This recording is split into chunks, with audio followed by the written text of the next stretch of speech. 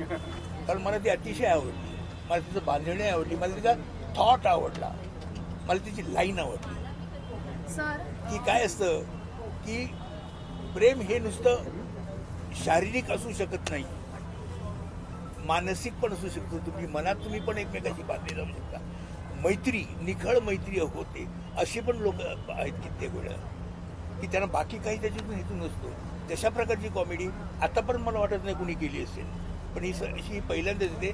आणि असं म्हणजे उथळ काही नाही आहे त्याच्यात, नो फालतूगिरी नाही आहे, डबल मिनिंग नाही, काही नाही, काही स्टोरीचं नरेशन झाल्याबरोबर अशोकनी पण आणि मी पण दोघांनी हो, करतो. कारण आता ह्या वयात इतकं सुरेख स्क्रिप्ट मिळणं आणि संबंध जमवून राजकमलसारखं प्रोडक्शन बॅनर मिळणं आणि लोकेश गुप्ते सारखा डायरेक्टर, दोघांनी विभव आणि लोकेशनी फार वास्तविक छान. तुम्ही त्यांना विचारलं पाहिजे, त्यांना नाही बसवलं तुम्ही.